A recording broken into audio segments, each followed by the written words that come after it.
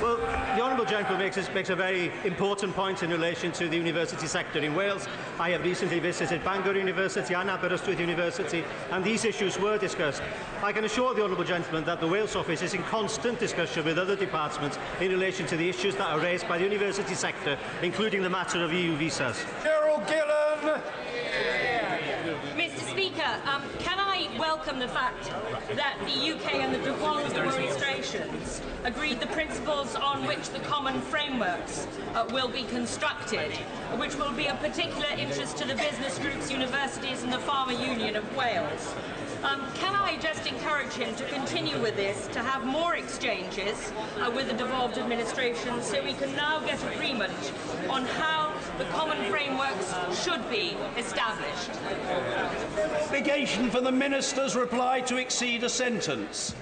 Well, I agree with my right honourable friend how important it is to carry on having deep engagements with farming unions and the university sector in Wales, and that will continue.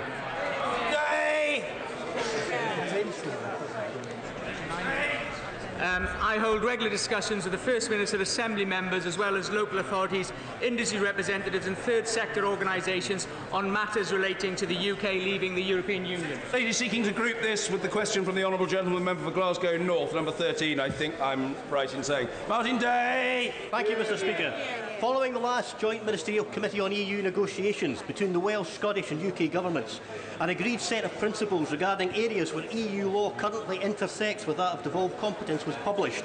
Can the Ministers please give this House an update on what tangible actions the UK government has undertaken to institute these principles? Well, Mr. Speaker, there are 64 areas of law that intersect with the Welsh Government, and I think there are 111 that relate to Scotland. There's an awful lot of technical work ongoing between officials, between the Scottish Government and the Welsh Government and the UK administration. There are many functions beneath that, but we're working positively in order to come to a position to establish which can be devolved as quickly as possible as the powers return from the European Union to the UK. Trick Grady! Goodbye, Mr. Speaker. Will he, like the Scottish Secretary, promise the Welsh Assembly a powers bonanza following Brexit? And if so, unlike the Scottish Secretary, can he name one power that will actually be devolved? Mr. Speaker, I mentioned that there were 64 areas that officials are working on, and we want to move forward where the powers of the Scottish Government as well as the Welsh Government will be extended. But we also need to maintain the integrity of the UK market. And I think we need to remember, after all, everything we're doing needs to suit business, because we want business in Scotland to continue to export and work right throughout the UK, but we also want business in Wales to have the opportunity to take maybe some of the Scottish market. Order. Questions to the Prime Minister. Dennis Skinner.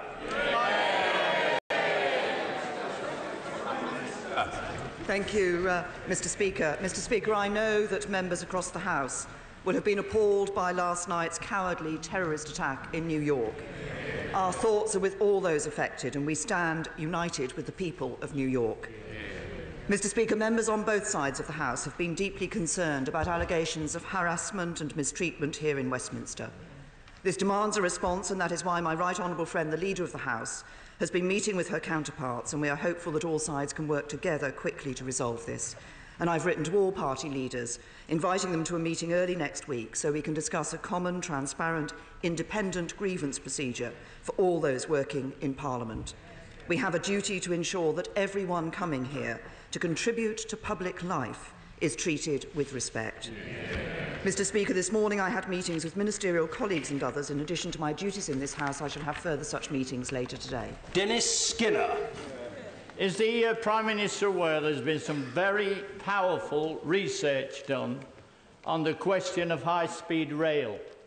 What it says is that in the leafy suburbs of the south, the first 140 miles, 30% of it has been dedicated to tunnelling to avoid knocking houses down. Yet in the north, we are now told that the percentage is only 2% for the whole of the north. So why?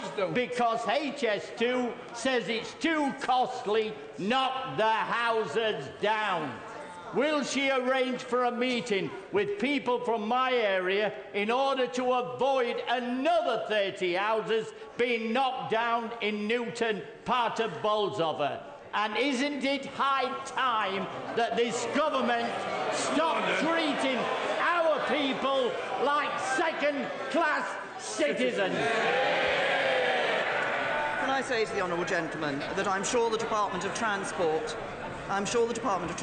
will be happy to look into the question that he has raised. But of course, HS2, the reason why we're doing HS2 is that it is important to increase the capacity of the railway lines going through to the north. This will be a very important contribution to the United Kingdom economy.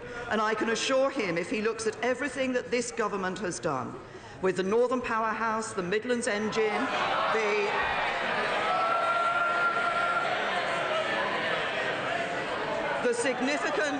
significant investment in infrastructure across all parts of the country. This is a government that wants to ensure this is a country that works for everyone. Musrat Ghani. I want to join the Prime Minister and add that my thoughts, along with Wilden's, are with New Yorkers.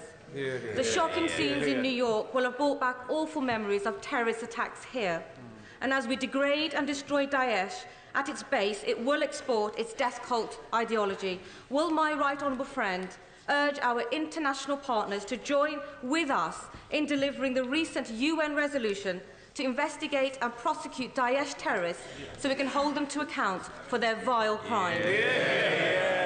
Yes, well, my honourable friend raises a very important point, and it is important that we ensure that we have a complete response to this issue of the threat of terrorism. That does involve dealing with the problem at source. It does also involve dealing with terrorism wherever it occurs.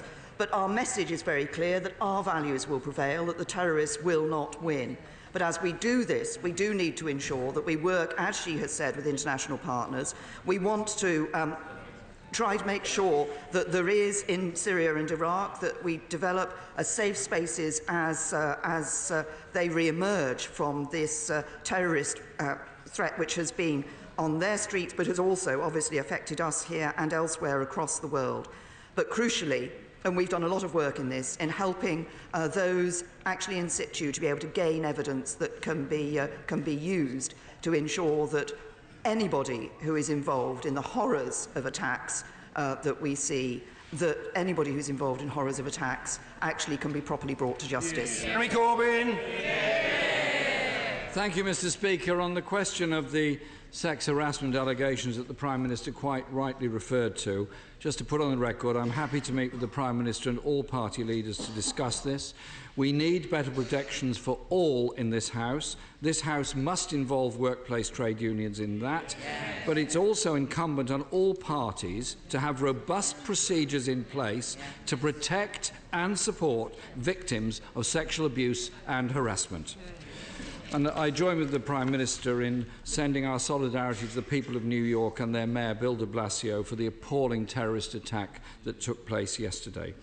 I hope, Mr. Speaker, the whole House will join me in paying tribute to two former Labour colleagues who sadly passed away this week. Candy Atherton, the member for Falmouth and Camborne, and Frank Doran, the member for Aberdeen North. Both did enormous good work at opposite ends of the UK to diligently represent their communities and constituencies. They will be sadly missed by all of us, particularly in the Labour Party, who they served so well for their entire lives.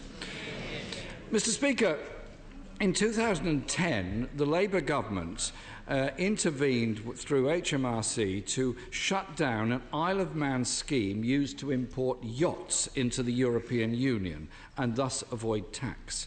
A similar scheme has recently been exposed relating to the import of business jets into the Isle of Man.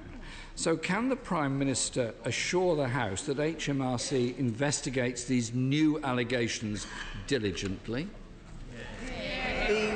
The right honourable gentleman has made a number of references in his question, and I will address all of them. On the first point, it is absolutely essential, and he is right, that we have processes, that political parties have processes to deal with allegations of misconduct. Also, that obviously we have the ministerial code and proper investigations take place against the ministerial code where that is appropriate. But I believe it is also crucial for everybody working in this Parliament, be they working for a Member of Parliament, for the House authorities, or a journalist working in this Parliament, that there are proper processes in this Parliament for people to be able to report misconduct and for that to be dealt with. And I think that is very important, and I'm grateful to him for saying that he will meet with me, and I hope other party political leaders. I see the leader of the SNP is nodding his head at this point, to look at this particular issue. Can I also join him in paying tribute to both Frank Doran and Candy Atherton? Frank Doran was first elected in 1987. He served 2 separate terms as the MP for Aberdeen, chaired the Administration Committee for 5 years, was a tireless campaigner for safety in the oil and gas industry, and I'm sure everybody will recall the commitment with which he served in this House and join me in offering condolences to his family and friends. And Candy Atherton, of course, was first elected in 1997 when I was first elected.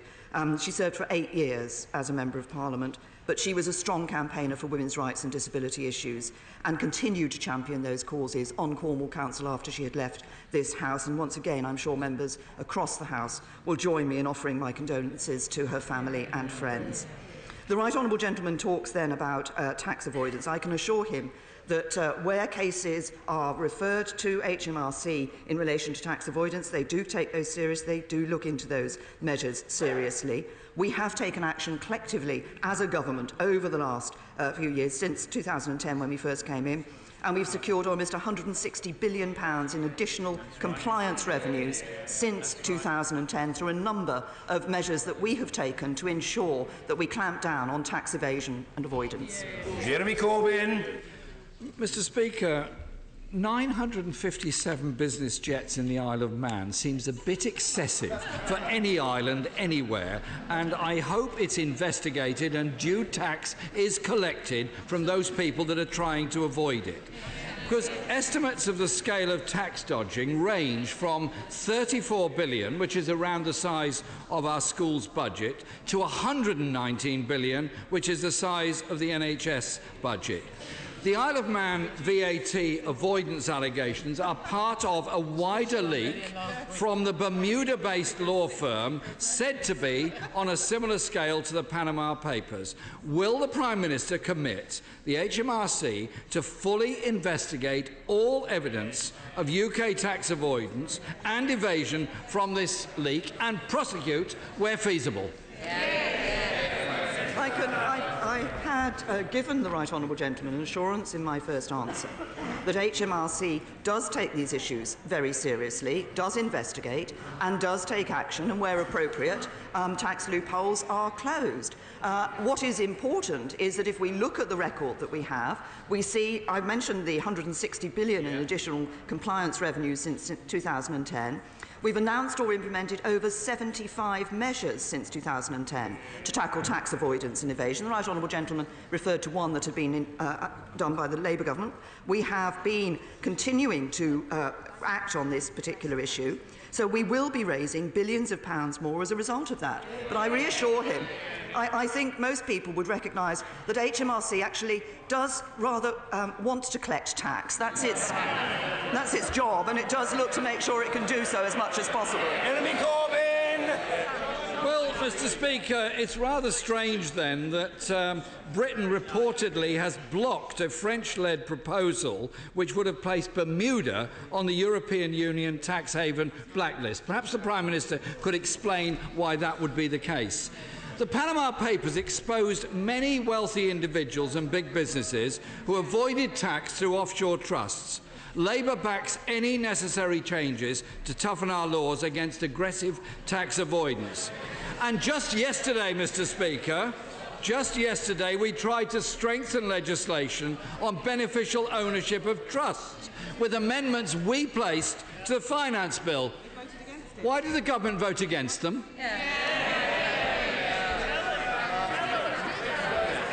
Can I say to the Right Honourable Gentleman that he raises the issue of the British Overseas Territories. In fact, this government has taken action in relation to those British Overseas Territories, action that was not taken by the previous Labour government. So this is, if he says to me that this whole question of tax evasion is something that needs to be constantly looked at and government needs to be prepared to act, then my answer is yes, we are and we will. Jeremy Corbyn! Mr. Speaker, there's a strange kind of pattern here, because in 2015 alone, Conservative members of the European Parliament voted against 5 reports to introduce methods of fighting tax avoidance and evasion. And last week, HMRC admitted that multinational companies avoided paying 5.8 billion taxes in 2016. And despite this, HMRC is currently cutting another 8,000 staff. So can the Prime Minister assure the House that in the upcoming budget, instead of more cuts to HMRC, they'll get more resources to tackle the scourge of aggressive tax avoidance and evasion? I have reassured the right honourable gentleman that HMRC is acting, has been acting since this Conservative Party came into government in 2010, and will continue to act.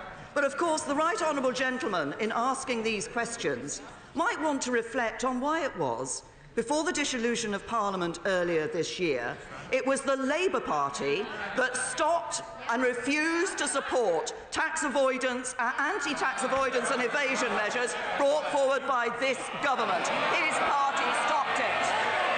Jeremy Corbyn! Mr. Speaker, my question was why Conservative MPs opposed what Labour was proposing yesterday. So, Mr. Speaker, He can be Prime Minister if he wants. last month's European Parliament Committee of Inquiry, set up in the wake of the Panama Papers, claimed that the UK is obstructing the fight against tax dodging and money laundering. And just last week, the EU's Competition Commissioner announced an inquiry into UK taxation rules that may have institutionalised tax avoidance by multinational corporations. Isn't the Prime Minister concerned that vital revenue is being lost to fund schools and hospitals? Will she change the rules in the budget? Say to the right honourable gentleman, we have taken an extra £160 billion in additional compliance revenues since 2010. And he comments on measures that were being proposed this week. As I said in my previous answer, we would have had more tax evasion, anti-tax evasion measures in place if the Labour Party had not blocked them before the last election. This party in government has been not just acting in the UK. We have been working with the Crown dependencies, working with the British Overseas Territories, and we have been leading the world. It was a Conservative Prime Minister. It was a Conservative Prime Minister that put this on the agenda of the G7 and the G20 for international action against tax avoidance and evasion. Mr. Speaker, if we are leading the world, perhaps she could explain how the amount of tax paid by the super-rich in income tax has fallen from £4.4 billion to £3.5 billion since 2009. Earlier this year, the Public Accounts Committee said the HMRC record of getting multi-millionaires to pay their taxes was, and I quote, dismal, and that the super-rich were getting help with their tax affairs that is not available to other taxpayers. Our schools' budgets are being cut. More people waiting longer for treatment.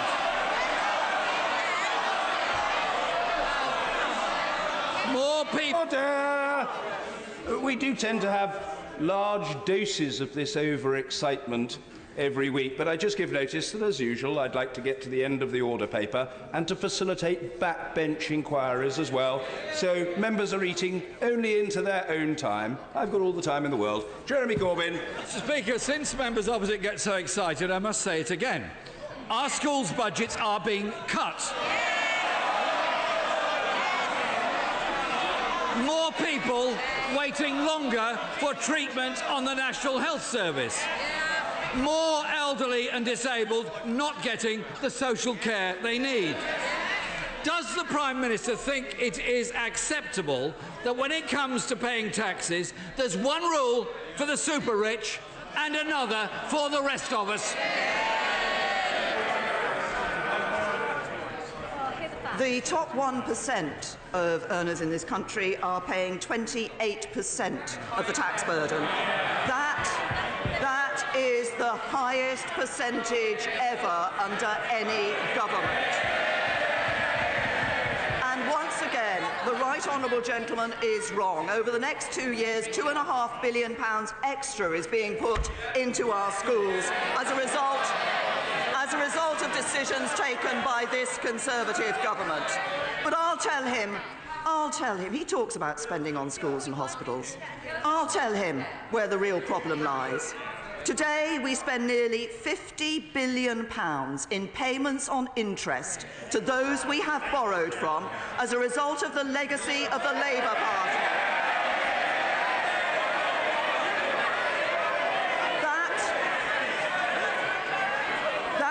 That is more than we spend on the NHS pay bill. It is more than we spend on our core... Order. The Prime Minister's answer will be heard. As I indicated, the question from the right honourable gentleman, the Leader of the Opposition, would be heard. And Mr Gapes, you are a senior and cerebral denizen of the House. This excessive gesticulation is not good for you, man. Calm yourself. The Prime Minister. We spend £50 billion on debt interest every year, payments to people we've borrowed from. That's more than the NHS pay bill, it's more than our schools budget, it's more than we spend on defence. That's a result of the economy we were left by the Labour Party in government. And what does the right honourable gentleman want to do? He wants to borrow £500 billion more that would make the situation worse and mean even less money for schools and hospitals. Tim Lawton.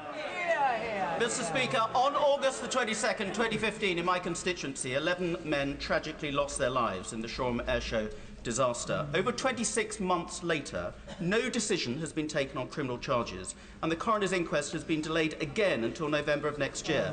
And the families of the victims have just had their application for exceptional case funding rejected by the legal aid agency, and they will likely be the only persons at the inquest not legally represented. Will my right honourable friend agree to look at this case again and to meet the families to ensure that they have proper access to justice in this exceptionally tragic case, which has a much wider public interest for safety at all airshows? Well, can I say to my honourable friend that he raises a very important issue, and I can fully understand the concerns of the families in relation to this. He talks about the timetable for decisions being taken. The Department of Transport has accepted the Air Accidents Investigation Branch's recommendation to commission an independent review, and they're working with the Air Accidents Investigation Branch to determine the exact scope of the review. And the Civil Aviation Authority has accepted all recommendations. So there is considerable work going on to learn the lessons from this disaster. But we are also obviously committed to ensuring that people where there is a public disaster, that people are able to have proper representation. And this is an issue that I will ask the Lord Chancellor to look at in relation to the questions he has raised. Ian Blackford. Thank you, Mr Speaker. Can I associate myself with the remarks made by the Prime Minister when she talked about the zero tolerance that there has to be for bad sexual practices and behaviour, and I certainly commit my members to work with the government to make sure that we can have a system that we can be proud of, that will protect all members of the House of Parliament. Can I also pass on my condolences to the family and friends of Frank Norden for his untimely and sad death this week. Mr Speaker, can the Prime Minister tell the House how much a working single parent can expect to lose because of the rollout of universal credit? Well, can I first of all say to the honourable gentleman that I'm grateful to him for agreeing that he wants to work across the House on this important issue. If I may just say to him, though, he referred to sexual misconduct. I think what is important is actually that any processes that are put in place don't just look at sexual misconduct, but look at issues like bullying as well, because I think that is also important. He's raised the rollout of universal credit with me before, as he knows the reason why we've brought into place the universal credit is to ensure that when people are encouraged into the workplace, and when they are in the workplace, they are able to keep more of the money that they earn. I believe that's an important principle. It underpins what we're doing and will continue to underpin what we're doing. Ian Blackford. Mr. Speaker, the reality is that new research shows that working single parents could lose an average of £1,350 per year because of the cuts to work allowances. Mr. Speaker, universal credit is fast becoming Theresa May's poll tax. The Prime Minister has a habit of U-turning. Will she U-turn one more time and fix the problems with universal credit? Can I say to the honourable gentleman, I've underlined the principle that lies behind universal credit, which I believe is a very important one. And that is why when we look at the support that is given to people, it isn't just about the support that they receive in financial terms on universal credit, it's also about the support that they receive to help them to get into the workplace, to ensure that they can actually meet the requirements of getting into the workplace, and that when they're in the workplace, they can keep more of the money that they earn. I think that is an important principle. We will continue to roll out universal credit, looking carefully at the implementation of universal credit as we do so, because we're doing this in a careful way over a period of time. But the important principle is that universal credit is a simpler system that ensures that people keep more as they earn more. Mrs. Cheryl Gillen. Mr. Speaker, in Cheshire and Amersham, we are acutely aware that infrastructure is vital for economic success, particularly of other parts of the country. However, we still have areas that do not have access to high-speed broadband, and with the advent of electric vehicles, we're going to need to install an extensive charging network. Could the Prime Minister tell me what further action the government can take to ensure the timely completion of our broadband infrastructure, and what it can do to guarantee the rapid rollout of electric vehicle charging points so Buckinghamshire residents and businesses can not just bear the brunt and burden of infrastructure development, but can take advantage of the opportunities offered by modern technology? Well, my right honourable friend is absolutely right that we want to be able to make sure that we take the advantages that are offered by the modern technology. That's why these are issues that have been addressed in our industrial strategy and will continue to be addressed. And we recognise that when we talk about infrastructure in this country, actually increasingly the IT infrastructure, the broadband infrastructure, is part of that. It isn't just the physical roads and rails infrastructure. So we are investing £790 million in improving broadband. That takes our public investment to £1.7 billion. And we also, as she says, we are leading the world in the development of electric cars, and we need to ensure that we have those vehicle charging points. So we have put in place, and we're putting in place, grants and policy measures to ensure that we see those charging points so people can take advantage of those new vehicles. Lyndon. Thank you. Thank you, Mr. Speaker. If the Prime Minister is serious about building a country that works for everyone, can she tell the House why under-25s are not included in the national living wage? And will she address the scandal that is a national minimum wage for apprentices of £3.50 per hour? Important that we have the national living wage. It was this party in government that introduced the national living wage. That has had an important impact on people, and obviously the national living wage continues to increase. Fiona Bruce. Thank you, Mr. Speaker. Will the Prime Minister join with the local government minister's positive comments this week, welcoming the development of some family hubs? And will she encourage our excellent Conservative mayors and councils to be champions of these hubs, which can so improve the lives of children, including the most vulnerable children, by strengthening their families? Well, can I thank my honourable friend for raising this point, and I think we all recognise the value of stable and strong families, and this is an issue on which she has a cause that she has championed through her time in this House, but also outside of this House as well, and I'm happy to join her in welcoming the development of family hubs, and I will certainly encourage Conservative mayors and councils across across the country to be champions of those hubs. Chris Law. Thank you, Mr. Speaker. As the Prime Minister will be fully aware, my great city of Dundee has been repeatedly in the news last week. Dundee's launched its European Capital of Culture bid. It's now the world centre for pharmaceutical innovation, and the Wall Street Journal, no less, listed Dundee as one of the top 10 places to visit on earth, making it, and I quote, Scotland's coolest city. So wouldn't it be great if the Prime Minister today can finally tell the innovative, the creative and the cool people of Dundee and the surrounding area what precisely is the UK Government's date for delivering its full and fair share of the Tay City deal? I apologise, I didn't hear the end of the... I think what is important for the honourable gentleman is that and he stands up and waxes lyrically about his city of Dundee. I was, of course, he will recall, I was asked about the Dundee City of Culture bid last week and made the point that, of course, a number of places across the UK may be putting in those bids. But on the creative industries, I'm pleased to see the development of the V&A in Dundee as well. And the Tay City deal will be an important city deal for Dundee and the whole Tay area, as other city deals in Scotland have been for those where those have been agreed. Thank you, Mr. Speaker.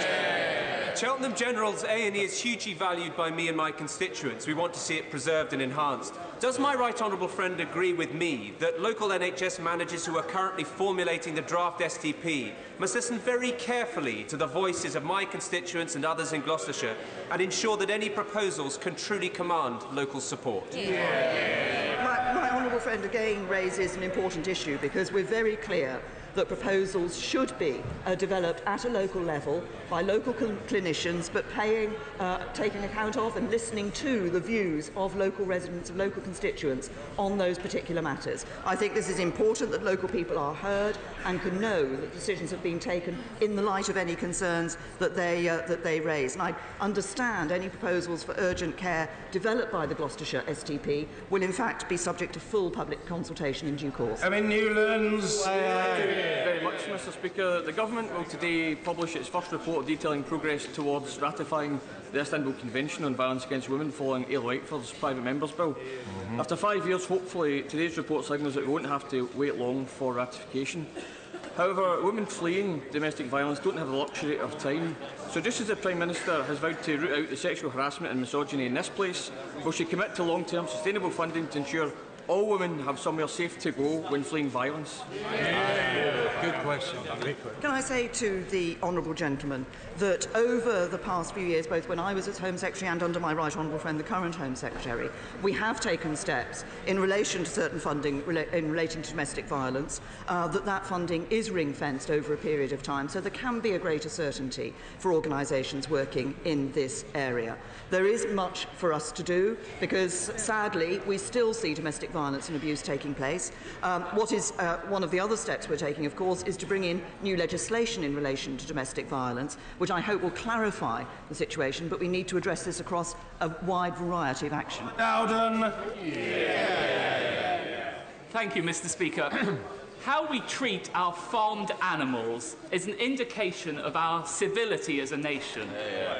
And we in this country have a record in which we can be rightly proud. Does my right honourable friend therefore share my concern that there have been reports that as a result of leaving the European Union there may be a relaxation of those standards? Can she take this opportunity to reassure me that that is not the case, and that in fact we will seize the opportunity to improve standards and thereby enhance the reputation of British produce? Well, I can assure my honourable friend, first of all, I can agree with him that we're proud to have some of the highest animal welfare standards in the world, and we want to continue to be able to have that reputation as a country where we have those high standards. So leaving the European Union is not going to change that. We remain committed to high animal welfare standards, and indeed, as my honourable friend says, that may give us an opportunity to enhance those standards so we can further show people the reputation that this country has as somewhere where they can be safe and secure in the knowledge of the conditions in which their food has been prepared. Bridget Phillipson. Thank you, Mr. Speaker. Speaker, the Prime Minister will be aware that 4 million children in our country are growing up in poverty, and that number has risen. 2/3 of those children are from working families. Does she still seriously believe that the introduction of universal credit will bring that number down? I'm pleased to see that the number of children in absolute poverty has actually come down under this government. But of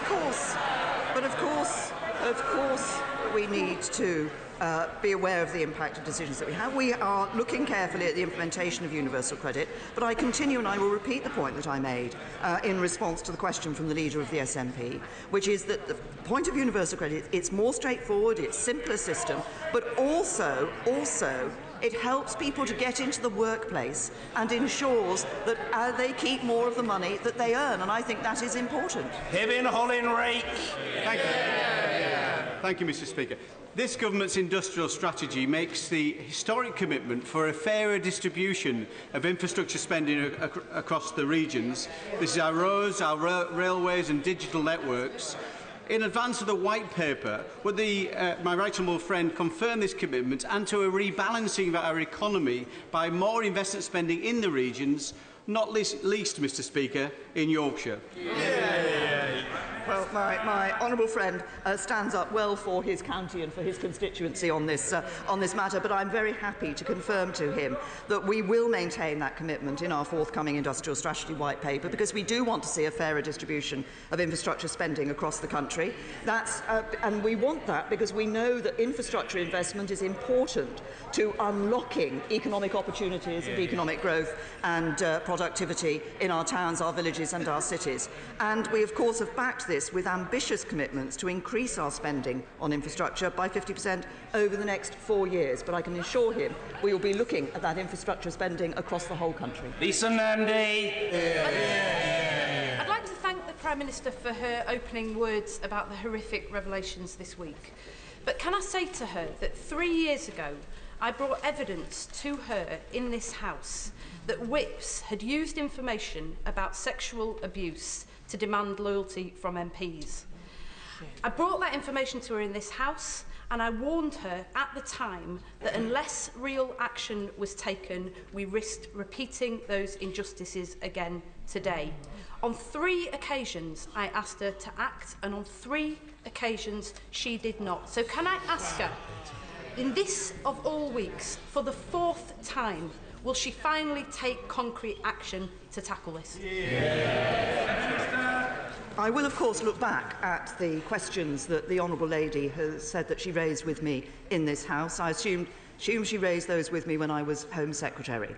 I will say to her that I am very clear that the Whip's office, I hope this goes for all Whip's offices across this House, should make clear to people that where there are any sexual abuse allegations that could be of a criminal nature, that people should go to the police.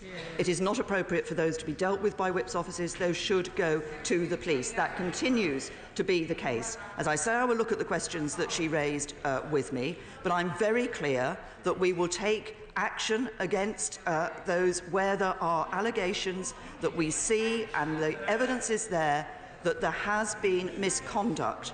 But can I just say to the Honourable Lady, I hope we will all send a message from this House today that we want people in this place to be able to feel confident to bring forward cases, and we need to ensure that those cases are dealt with in a way that people can have confidence on both sides that they will be properly investigated. That means, and I want to see, a good process within this Parliament so that people feel they do not have to go to a party political process in order to have their allegations considered. Thank you, Mr. Speaker. Mr. Speaker, my constituency of Aldershot is the home of the British Army, and home to many thousands of servicemen and women who are loyal, resolute and steadfast in their service to the Crown. Will my right honourable friend the Prime Minister agree, when her very busy schedule allows, to visit the Aldershot garrison, to meet with servicemen and women and to thank them for their service? Well, can I first of all assure my honourable friend that we recognise that the men and women of our armed services serve with great distinction and loyalty, and we are all grateful to them for the service that they give to this country. And that's why we are committed to maintaining 2% of our GDP being spent on defence. He very kindly invites me to visit his constituency, and I will be very happy to do so if my diary allows. Sir Vince Cable. A few days ago, the Chancellor told the House that the government could not afford to borrow £50 billion to invest in housing because of the burden on the next generation. The Community Secretary says that the government must borrow £50 billion because of the burden on the next generation of unaffordable housing. Can she adjudicate? I have to say to the right honourable gentleman, there is no need to adjudicate on this matter. The government absolutely agrees that it is necessary for us to ensure that we are building more homes across this country. That we have already announced policies to enable that to happen. We've had the number of proposals that were set out in the Housing White Paper. I was very pleased to announce the extra £2 billion for affordable housing at our party conference, and the extra £10 billion in the Help to Buy scheme, which genuinely helps people to get their first foot on the housing ladder. We are seeing more houses being built under this government, and we will continue to see more houses being built under this government. Chris Davis. Thank you, Mr. Speaker. Earlier this week, in Llangamach Wells in my constituency, a horrific farmhouse claimed the lives of a father and 5 young children. This has had a devastating effect, not just on the family, but on the tight-knit community that surround it. Would my right honourable friend join me, and indeed this House, in sending our sympathies to the family of the bereaved and also to the villagers in the town of Llangamach, along with praising the outstanding work of our emergency services who've dealt with this appalling tragedy with true dedication and professionalism. Well, can I say to my honourable friend that he's raised what I know is a very tragic case, and I'm sure that everybody across this whole House will want to join with him in sending condolences to the family and friends of those affected by the fire. This was indeed a terrible tragedy that took place, and as he said, it isn't just the family themselves that have been affected, but the local community as well. And I know that the emergency services did sterling work, and I'm also pleased to commend the work that they did and their bravery and professionalism in dealing with this issue. My right honourable friend, the Secretary of State for Wales, has spoken to the police, and they will remain in touch over the coming days. But once again, our emergency services do an amazing job protecting us. We see this in so many instances. They never know when they're going to be called out to such a tragic incident. Ben Bradshaw. Mr. Speaker.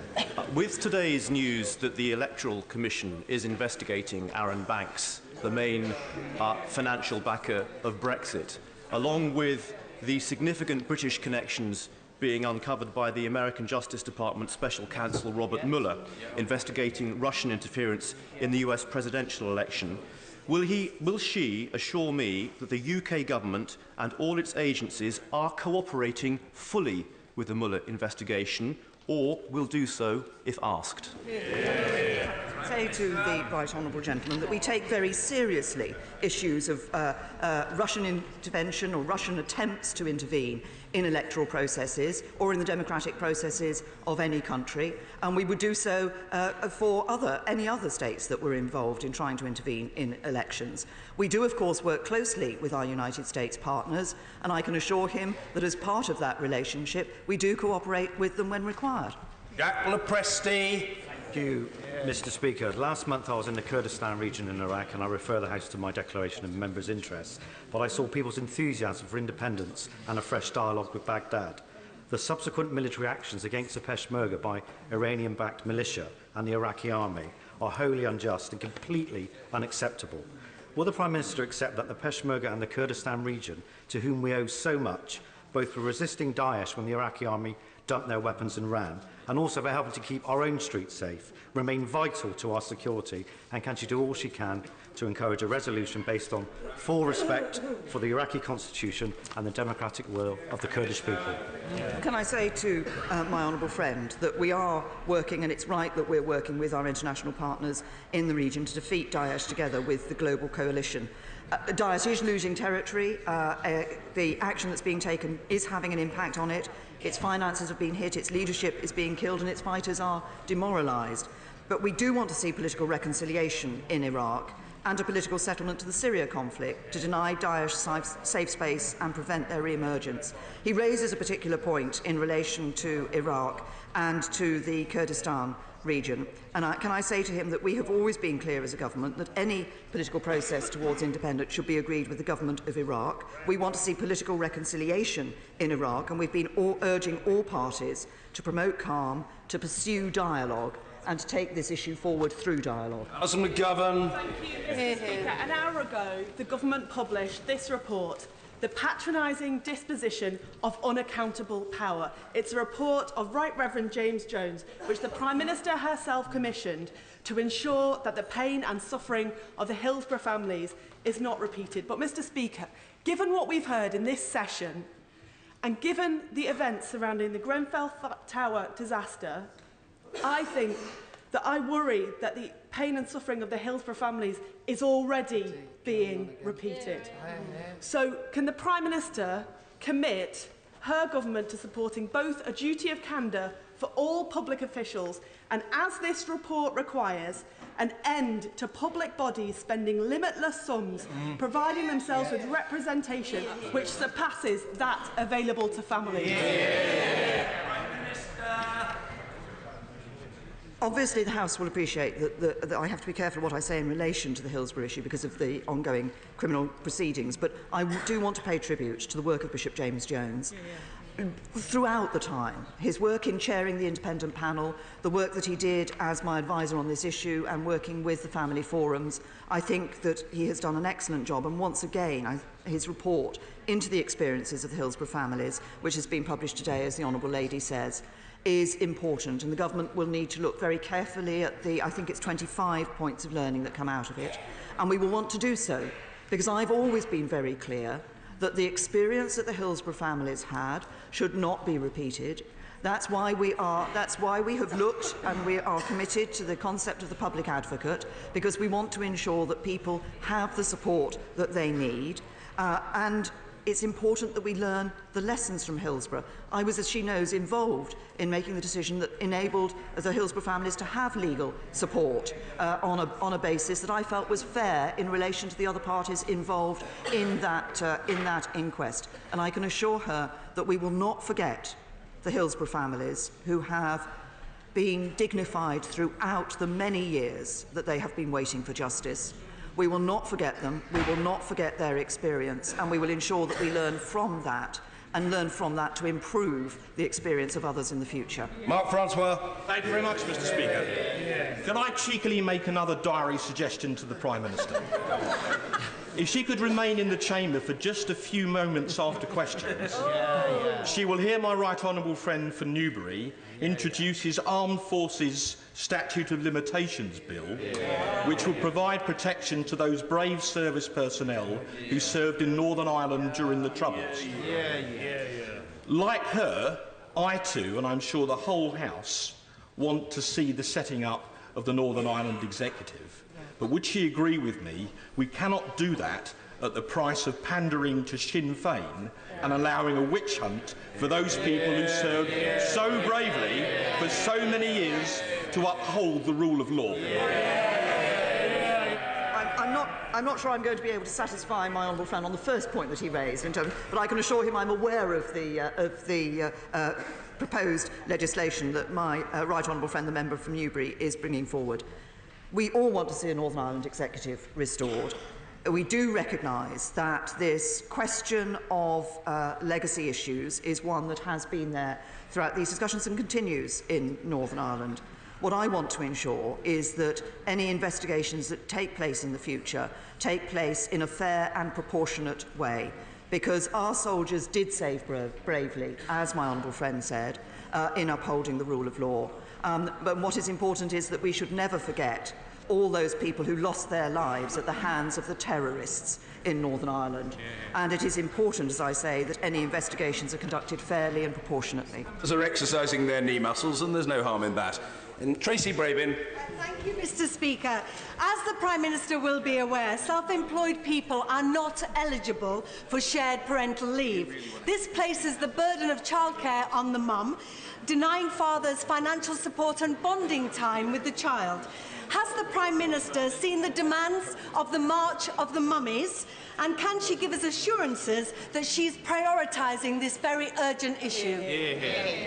I say to the honourable lady, she does raise an important issue, and I'm happy to look at the point that has been made. But I would simply also remind her of this. The reason we have shared parental leave for anybody in this country is because when I was Minister for Women and Equalities, I actually ensured that that shared parental leave was introduced. Kirsten Hare. Thank you, Mr. Speaker. In my constituency of Angus, one of the big challenges as we leave the European Union is the uncertainty around the seasonal migrant workforce. Angus produces 30% of Scotland's soft fruit and welcomes over 4,000 seasonal workers every year.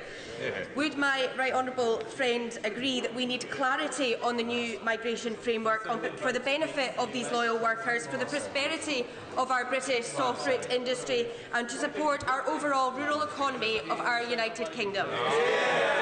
Well, my honourable friend raises an important point about the importance of supporting the rural economy across the whole of the United Kingdom. In relation to the seasonal agricultural workers scheme that she has referred to, obviously we will be, as we leave the European Union, we will be bringing forward new immigration rules which will enable us to have that control that we haven't had in the past for those coming from the European Union. But we recognise we need to do that in the national interest. We need to look at the needs of the labour market, and that's why my right honourable friend, the Home Secretary, has commissioned the Independent Migration Advisory Committee to look at the needs of the UK labour market and to further inform our work as we bring those new immigration rules in. And the issue she has raised is one they will look at. Order. order.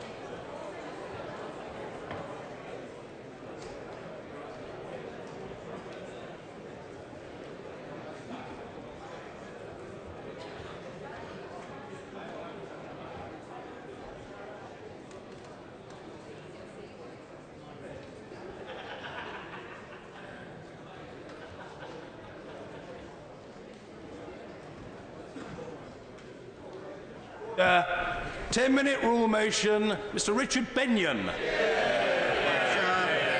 Mr. Speaker, I beg leave to introduce a bill that would create statutory limitations on court proceedings against current and former members of the armed forces for certain alleged offences committed during military operations or similar circumstances and for connected purposes.